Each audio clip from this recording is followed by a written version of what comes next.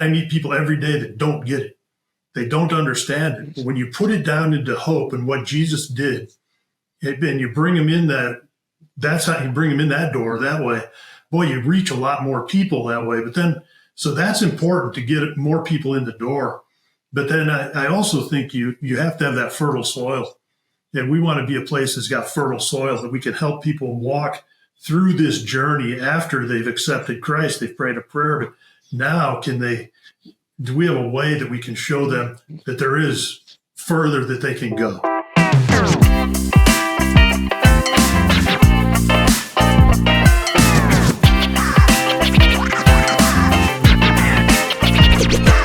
Welcome to the Digital Ministry Podcast. My name is Nick Runyon, and I'm joined today by Jeff Gowler, my good friend and CEO of Global Media Outreach. And you see, Jeff, how I listed those in order of priority.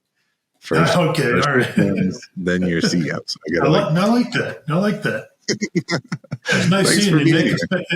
Yeah, it's nice to see you. It's been a while. It seems like we have a harder time connecting when we're in the United States than if we're international somewhere. I see you in several different places there, but it's good to see you right here, and we're close by actually. So, both of us in snowy climates. Yeah, that's right. Well, I hope you have more snow than we do here in Montana. It's at least in Bozeman, it's pretty dry right now. My son just came back yesterday from skiing with his kids and said, "Holy cow, there's a lot of snow up here." He said it was just fantastic. Now, we don't have a lot in town here in Colorado Springs, but up there, yeah, they got hit. Nice. Well, yeah, we do see each other kind of around the world. You put the global in Global Media Outreach, Jeff. So keep it up, I guess. Well, we've got teams around the world. So we need to meet those guys and figure out what's going on. Plus, we partner with different people around the world too. So you need to meet them and keep in touch with them some. Global Media Outreach, or GMO, is near and dear to my heart. I was the director of outreach years and years ago, which was a lot of fun. It's really kind of where I got started in digital ministry. It was this revelation to me that, the same thing that I was doing in this for-profit business to market this company could be used to reach people with the gospel. And in a lot of ways, GMO was at the beginning of that. You want to tell our listeners about a little bit of the history and where you are today? Oh, sure. Yeah. Well, I think, as you look at it, what you just said was exactly what our founder, Walt Wilson, said when he first started thinking about how do we do this thing. And he was, when he kind of heard the Holy Spirit, he'll say, okay, that wasn't verbal, but he told me this is what he said, but they were actually studying how can we monetize this thing called the World Wide Web. And if you look at that was well over 20 years ago. We as a ministry are just coming up on our 20th year. So it's kind of interesting, but he had been a project manager. One of the first ones was Steve Jobs over at Apple. And he just kind of heard God speaking to him saying, you're going to use this technology called the World Wide Web to reach the world for Christ. Now, think about that when you look at your iPhone wasn't developed until 2007, and a lot of that technology that we use wasn't even around. And yet he's hearing that thing in his head going, no, you're going to use this technology that you're trying to figure out how to monetize, which is what you did, Nick, in a previous life, and now we're actually using that to reach people for Christ all around the world. Yeah, well, and I texted Walt when I saw the news that GMO had crossed the 2 billion number. 2 billion people reached with the gospel. And that's on your website. You say a documented presentation of the gospel through an ad, ministry site, video, or other online outreach content. I texted Walt. I was just like, this is incredible. Praise the Lord, and congratulations to all you guys have done. Well, yeah, he made that outrageous statement back when he was first starting, and he got a bunch of people together and said, we will reach 1 billion people by the year 2020. And it was interesting when you texted him, that was 2020, and we had just reached 2 billion people by the year 2020. So a 2x, from what what the outlandish thing that he was saying to people in that room, that people thought, hey, you're nuts. And we actually 2 times that. So that was kind of fun.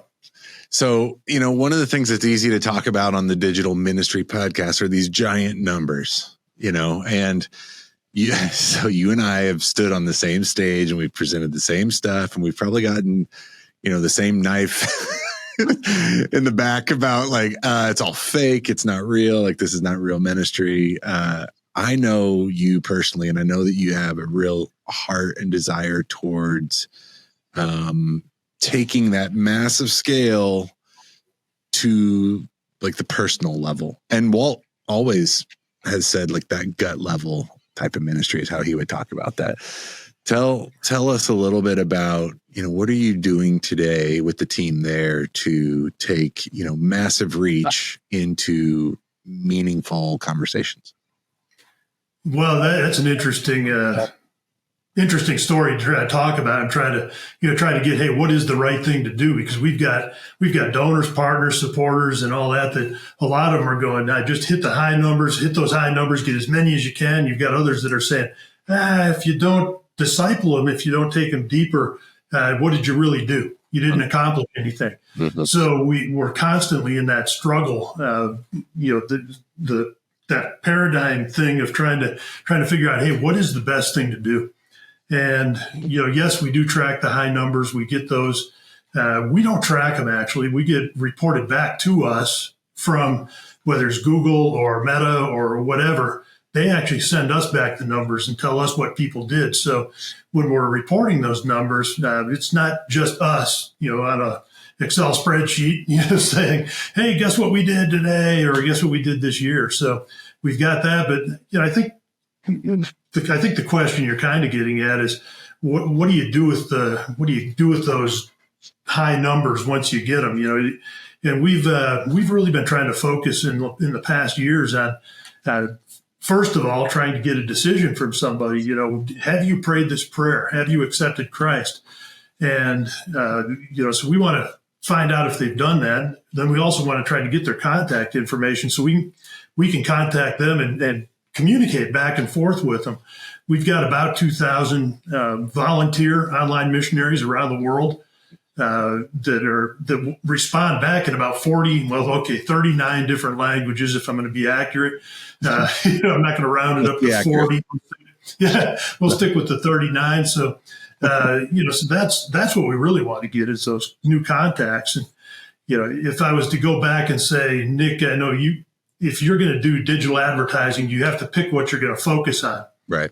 That's the thing you have to do. What is the most important thing? So we can focus on having a gospel presentation. We've had plenty of those. Last year was over 200 million people saw a gospel presentation. That's more than 6 a second all around the world.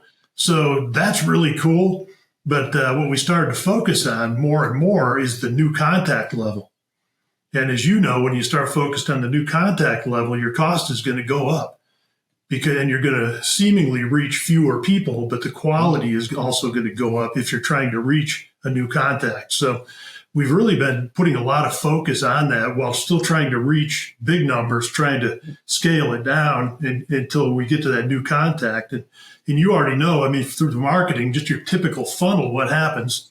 You lose about 90% every time you try to get down one of those things, right. Down the funnel. So anyway, that's what we're working toward. And just, when you say new contact, you're talking about somebody that you've never spoken with before. Is that right? That's right. They're actually giving, I should kind of clarify that. That's one of our terms that we use that makes no sense to people, but it's a new contact for us. They're actually giving us their email address or their phone number, whatever the case may be. So that we've got a way to contact them and follow up personally, not just through, not just that original generic email that went out. Now we're able to talk to them in a personal way. There's a lot of different initiatives at GMO that you guys have going on. So you've talked about it at a high level. Is that the real focus, for this coming year, is just continuing to expand that reach into new contacts? Or, I saw it was probably several months ago now, Jeff. I can't remember exactly when, but tell us about Explore God. Was that a merger? Like how did that come about? Like, tell us a little bit about what Explore God is and how it is associated with GMO today. Sure. Well, one of the ways you look at it stuff, we're global media outreach, but we minister through God Life and Explore God both. So they both have their own separate websites that you can go to. Back probably 5 years ago or so, I was sitting in the office and I met with Jamie Radke, and she was the president of Explore God. And we were talking about what they had done. And the gentleman that started that had purchased the URL for creditcards.com and ended up selling that. And his heart was to reach people that weren't, let's say, on the market for Jesus Christ, So he put together a lot of videos, created awesome video content. And that's what you'd see if you got onto Explore God, onto the website, and did that, but didn't really have a strong distribution method, a path, for distribution that was going to be very strong. And so they did quite well for a couple of years. They partnered with some people. They did some citywide initiatives with some, in some places like Miami and Chicago. We just did one in San Francisco in the Bay Area, where you connected with a lot of churches and got the content out. But they were trying to decide, hey, what do we do? How do we grow? What's our growth pattern? So we communicated with them quite a bit, and we're talking to them about what we've gone through, what we've seen, how we do digital marketing and that. And they said, well, we're trying to decide, do we put a lot of money into this and grow it? Do we just close it down, or do we maybe give it away? And so it wasn't like we took it over. It's like they gifted it to us. They gifted us the entire ministry. So we felt blessed to have them do that. They looked at a lot of different ministries before they made that decision, and they did.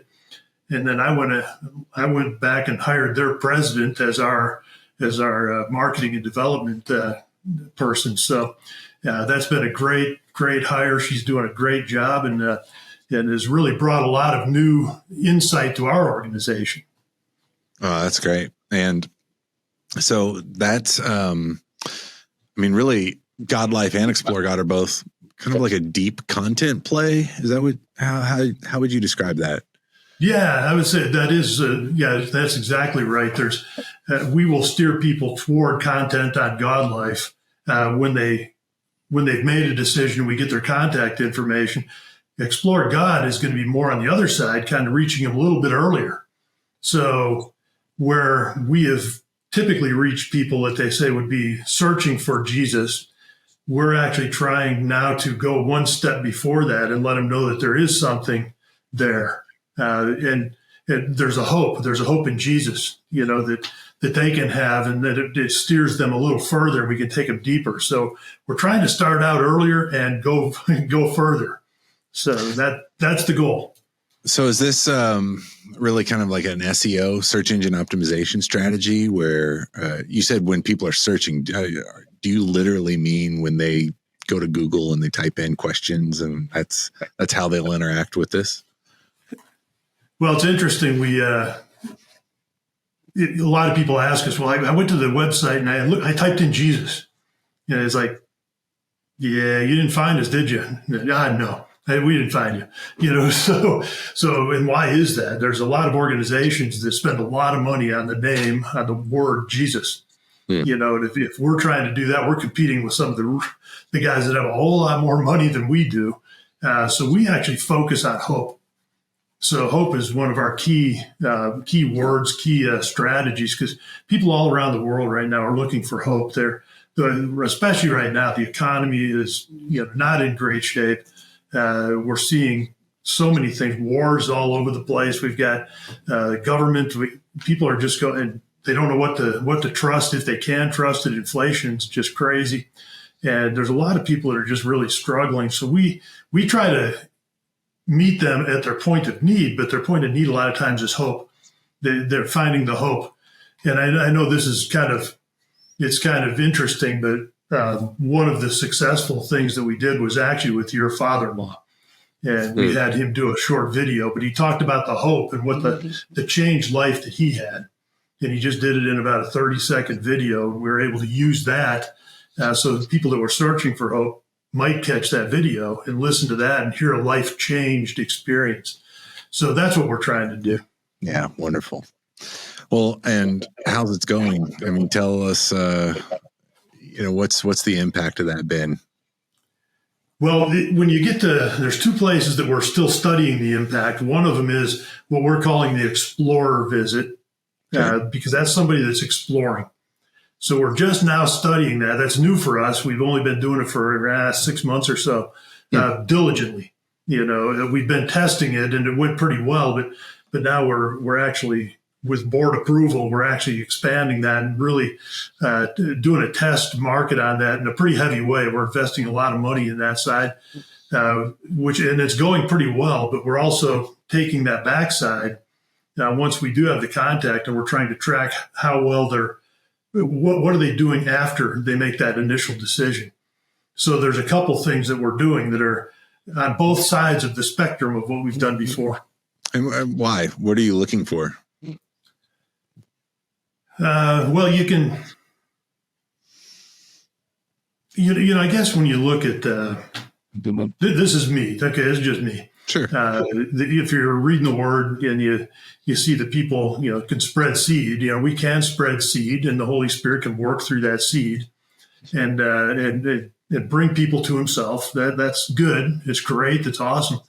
I come to it, I guess, from a little different viewpoint. I think there's people that are searching for hope, but don't know what that hope is. Don't know that there's actually, if you're just starting out and you're saying, hey, here's Jesus.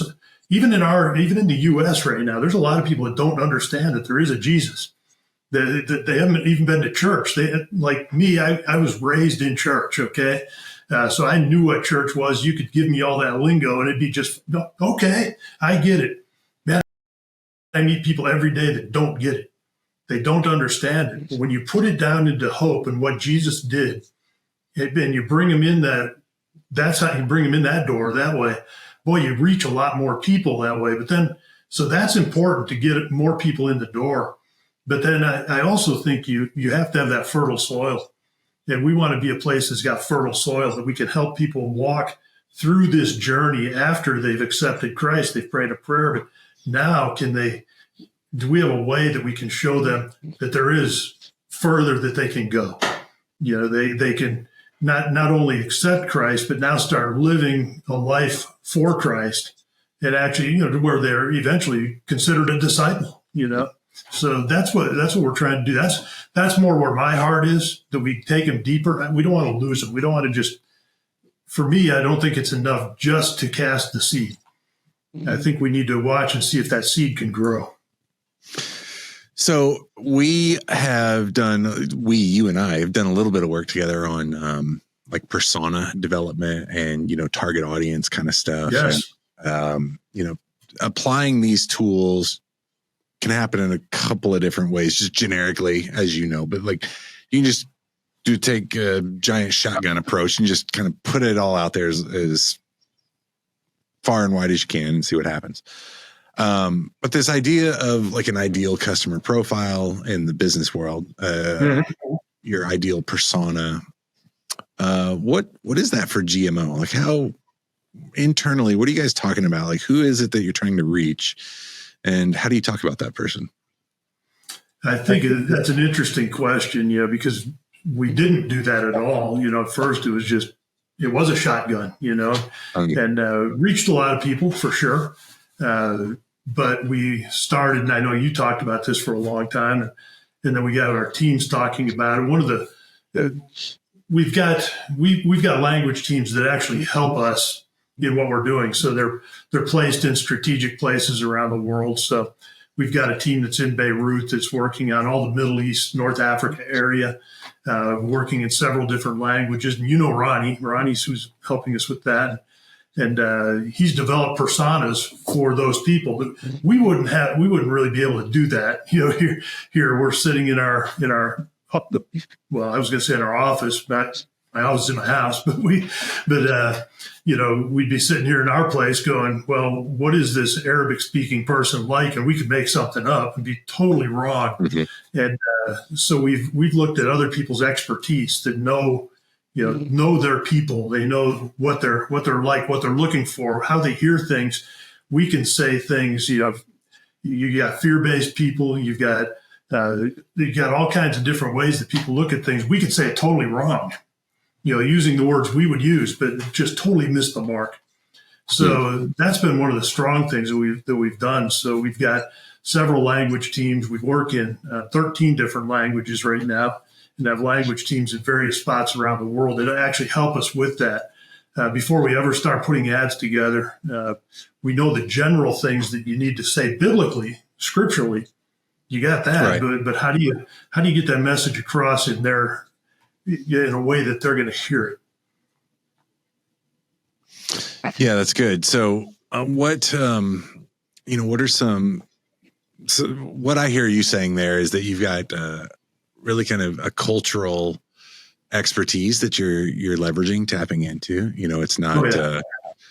It's not you in your office figuring out like, hey, how do we want to reach this person in, some far-flung part of the world? It's really leveraging partners that have an understanding. Right. But years ago too, Nick,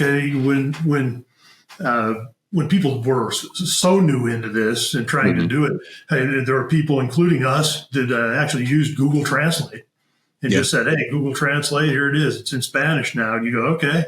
Then you'd have some Spanish speaker come to you and go, hey, you know what you just said? You go, oops. So, right. So we had to get better. We had to get better. And we have, I think, we've really worked hard at doing that so that people are hearing relevant messages, in their own cultural language. Yeah, that's good. Google Translate's gotten a lot better too.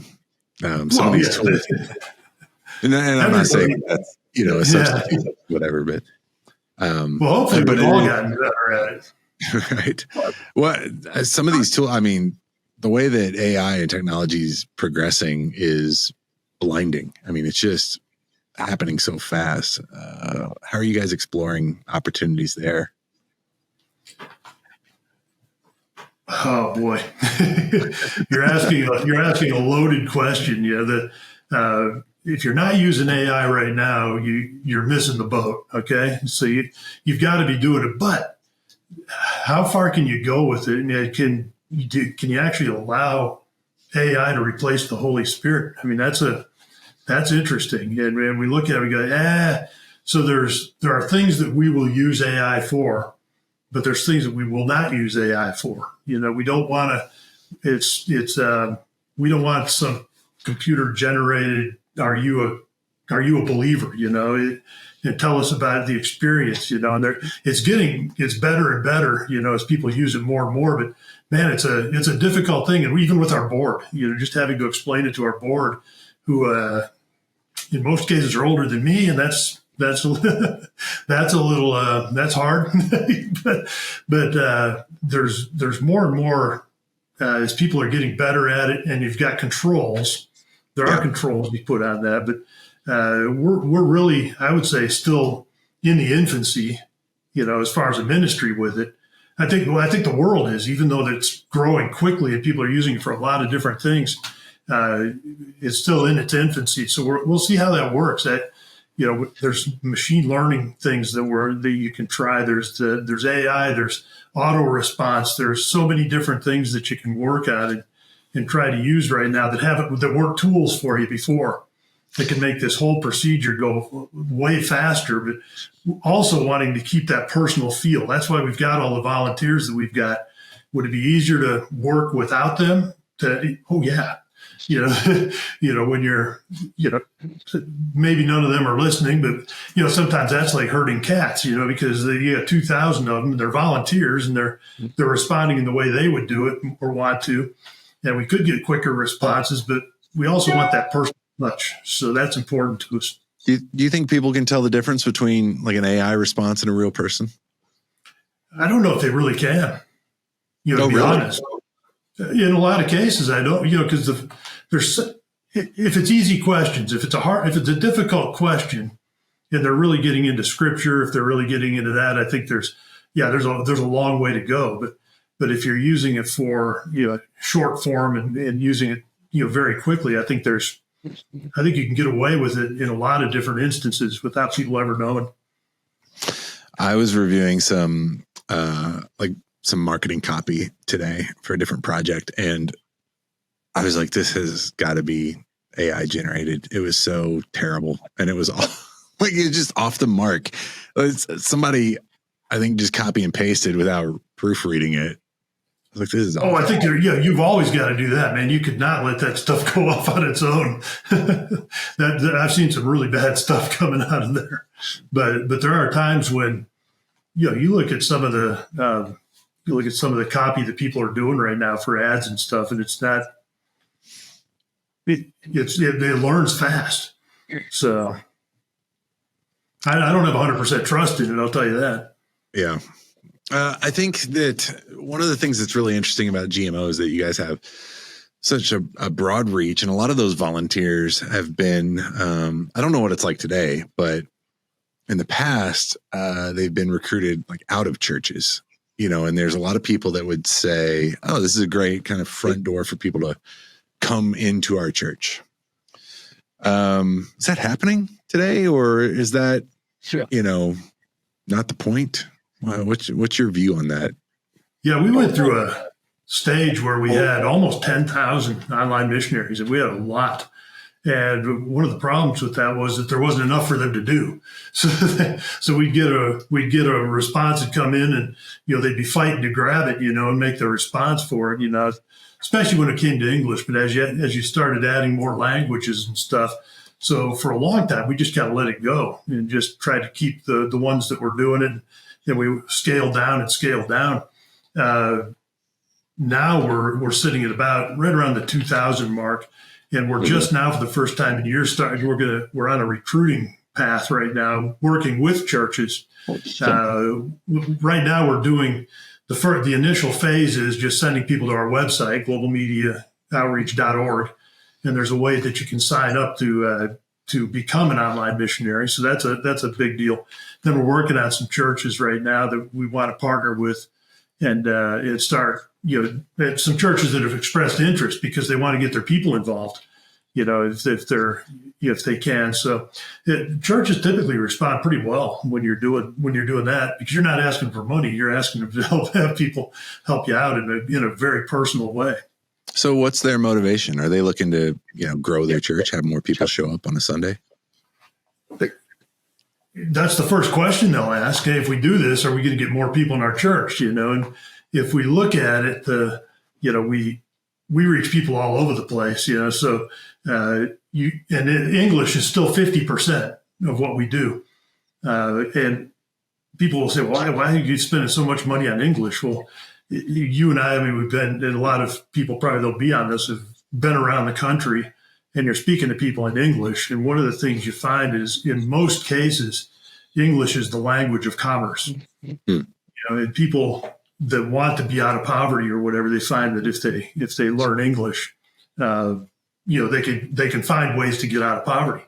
And so we found that it's still that's still the best language for us, even when we're all over the world. Well, if that guy happens to be in Spain, chances are he's not coming to your church in Philadelphia, Right. So we've got to explain how that works. And, if you look at if you look at just that marketing funnel, the numbers get pretty small by the time even if you've reached 1 million people, they're pretty small by the time that you actually find someone that would go to church, to your church, so we have to do a pretty good job of explaining that.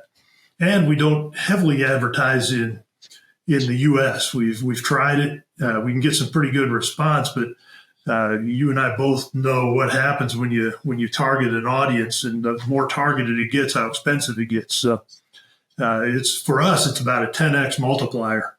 If we're reaching the world, or if we're trying to reach the U.S., we started about 10x, and that really changes. If I go back to report to the board and everybody else and all of our donors, and they're going, you guys kind of didn't do so good this year. And you go, well, it depends on what you're trying to do. Right. So it's 10 times more expensive to reach somebody in the U.S. than just call it globally generic, in right. English. Right. And we do a different strategy than a lot of people. A lot of people are doing a geographic strategy, and we do a language strategy. So we will advertise if we're reaching people in Arabic, let's say, you'd think that they'd all be in the Middle East, North Africa area, but we're reaching a ton of people in Dearborn, Michigan, and LA that are Arabic speakers. And when they're on the computer, they're going to be looking at stuff in Arabic. They're not going to be looking at it in English. They go back to their mother tongue in a lot of cases. So right. By doing that, we have huge reach at a lower cost because we're not targeting specific areas, specific people groups. Yes, and their culture, but not the area. So,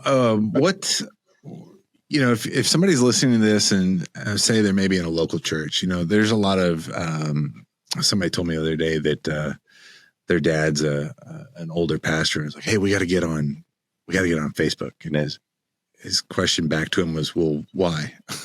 But if somebody's kind of gone through that process and they've understood, like, okay, the people that I'm trying to reach are available digitally, and I want to get started. Where should people start? I mean, what's helpful to know and understand? Just go ahead and live a life for Christ. That's probably your best bet right there. Show it by example, but I know that's not the question you were asked. But, I guess you're going to have some help. I talked to honestly, I talked to one of the pastor of one of the biggest churches in the Dallas area back a couple of years ago, trying to explain to him what we do. And I thought I was doing a pretty good job. I really did. I thought, hey, this is working well, And he said, well, Jeff, we already use technology.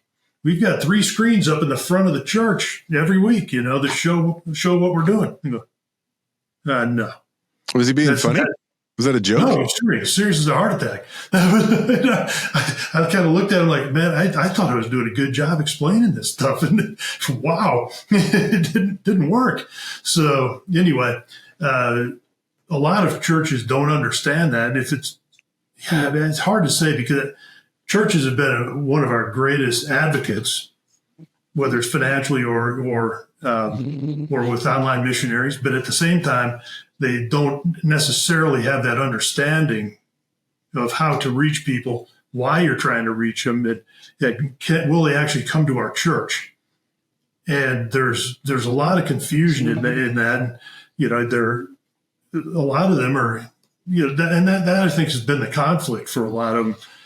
If you can't really benefit them, they don't see it quite the same way as sending out a missionary, to go to some other country. Right. That's physical, and they can feel that more, I guess. Even though we can do a lot of the same stuff, and we don't have to, but they still haven't figured out yet that the benefit and the real power of the internet and of things like Meta, like Facebook Messenger right now is huge. It's huge. It's a huge way to advertise, but you've got to have people that are doing that too. And So what I hear you saying is that, the local church is interested in really using digital to bring people into their local church. No, that's what I'm seeing when I talk to people. Now, other people may have different experiences with it, but that's what I typically see. If you can get them over that hump, to where they're actually seeing, and we put out some pretty good reports, of when people if the church is doing, helping us out on something, we'll send back a report on what happened, and they go, oh, wow, this is really cool. But you've got to be able to get to that point, and it's hard for them to get beyond that. Right. Well, and GMO, I presume, is not looking to replace the local church. So how do you bridge that gap? How do you help? How do you help them accomplish their mission? Alongside of you and yours. Well, a lot of There's various ways you could do it. We used to, for a long time, we were helping Greg Laurie over at Harvest Church. And I think you were even part of that, where he would do his crusades and we would actually do the response for him, Yeah. So that worked out really well for a long time. They caught that vision of what was really happening. And yes, some of them went to their church, but more than that, they were able to see that through our church, people are coming to know Christ. And that's really what you're wanting to do. You're wanting so they could actually get a visual of how many people came forward, how many people prayed a prayer to accept Christ, and go, wow, this is really cool what God's doing. And so we see some churches that are doing that, and they catch that vision, and that's good for them. We did the community outreach in the Bay Area we just finished it a couple months ago, and they've been talking about trying to figure out a way to get churches together and do a kind of a community type of outreach. And we were able to step in there and help do that with them. They got their churches together and did it and put it together. We did the digital side for them, and then we also did the follow up. So when their church members would go and meet somebody, we'd get the contact information. We could pass it back to them. So that's another way to do it that doesn't cost a lot of money. But we can get groups of people together. That also happened in Miami a few years ago. It happened in Chicago. So there's ways to do that that are really, and we're looking into it more and more. You just have to find a group of churches that are excited and passionate about their city. Yeah. Get them together. Yeah. So that's another way to do it. I love those ideas. Jeff, thanks for spending some time with me today, just talking through this. And you guys are doing some amazing work. I hope you keep it up. Well, we're having a lot of fun. It's been good, and I feel privileged all the time to be able to be here. To me, it's almost kind of like it's not really a job. It's a calling, and we have a lot of good people that are working with us and a lot of good partners that come alongside us. So I've been enjoying it, and I appreciate you asking me just to be on this. It's been kind of fun. Just close us out with give me a little snippet, a glimpse into like why you do this. Like what's your day-to-day motivation? Hey, I'm going to give you something that kind of goes back years. Okay, it goes back years now. So I was in business. I used to be a home builder, general contractor. I had my own company. I did fairly well until the economy decided to tank, and then I didn't do fairly well. So I'm going to go back, Nick, and kind of answer that question in a different way. I'm going to answer it from a few years ago. I'd been in business. I had my own business. I was a general contractor. I was building custom homes. I was doing very well. And then the economy hit, and it just tanked me. So, but I would always, every morning, I'd get up in the morning, and before my feet ever hit the ground, I'd be saying, God, where are we going this morning? And I would just ask that question, where are we going this morning? And usually he'd lead me somewhere. I mean, I might be reading in a book in the Bible. I might just be praying. I might be pondering something, or whatever. This one particular day, as I was trying to figure out, what do I do with this economy so terrible? I either have to take the company the new one that I started, I've got to take it and make it really big and make some real money at it, or I just need to close it down. And I just heard this just clear in my mind was, be still and know that I am God. And I was like, whoa, be still and know that I'm God. Wow. And it was like when my wife came out and we started talking, it was like, I told her, I said, I think God just told me to shut this thing down. Just shut the company down. He's got something else for us. So I finished off all the projects that I had going on, and it was just in prayer, and God led me to a ministry, which was totally strange. I didn't think that was going to happen again, but it did. And so started working there, and it did for 4 years before I ended up coming over here to Global Media Outreach. And so I'm finishing off my 8th year right now at Global Media Outreach. Been there for almost 8 years, and getting ready to start my 9th year. But it was about year 2 of working at Global Media Outreach. And, you know that verse, be still and know that I am God, right? I mean, everybody's heard that. It's be still and know that I am God. I will be exalted in the nations. I will be exalted on the earth. And I sat there and I just went, I'd read the verse. I'd read the whole thing before. I knew the verse, but he had only revealed that part to me back those years before that. And so when I looked at that, it just really, I get goosebumps again right now. But, back 2 years in, and he finally reveals the rest of that verse. And what are we doing right now? We're exalting God around the world, around the earth, all over the earth. That's what's happening. We be still. We listen to what it is God's got for us. We discern through the Holy Spirit what's happening. And then we do whatever it is that we feel God's steering us toward. That's what he steered me toward. And he said, hey, this is where I need you right now. And this is what's going to happen if you go there. And so for me, that's been a big deal. It's when he finally, one of these days when he says, hey, be still and know that I am God, time for you to leave, then it'll be time to go. But right now, that's my motivation. That's why I'm doing it, because God told me to do it. I love it. So, I love it. Well, God bless you in the work. And please share our congratulations with the team for the 20th year of GMO. That's amazing. Yeah, it's really kind of cool. So anyway, man, Nick, it's been great communicating with you, catching up with you again. It's always good. I enjoy it. Yeah, same. I hope to see you in person soon. Let's do it. Hey, thank you. Thanks, Jeff.